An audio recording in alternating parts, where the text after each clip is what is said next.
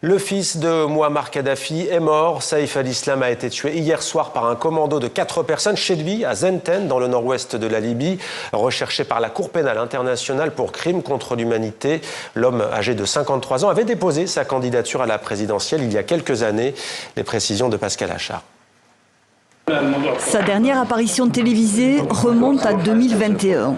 Long turban, noué au front à la façon bédouine comme son père, Saïf al-Islam Kadhafi crée la surprise en annonçant sa candidature à un scrutin présidentiel qui sera finalement avorté.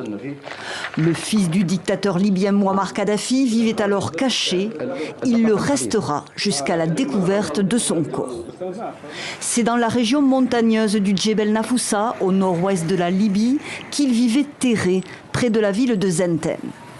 Le cadet de Mouammar Kadhafi fut un certain temps la figure lisse et rassurante d'un régime soucieux de faire vaciller sa réputation d'État terroriste auprès de l'Occident.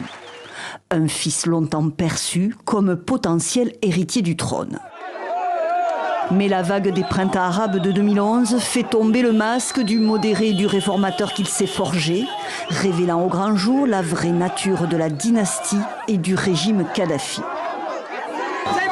Comme convenu, nous nous armons aujourd'hui et affrontons les rats aujourd'hui, si Dieu le veut. Une répression sanguinaire pour mater le soulèvement contre son père qui lui vaudra une inculpation par la Cour pénale internationale pour crimes contre l'humanité. Après la chute du régime, c'est entre les mains d'un groupe de rebelles qu'il finit par tomber.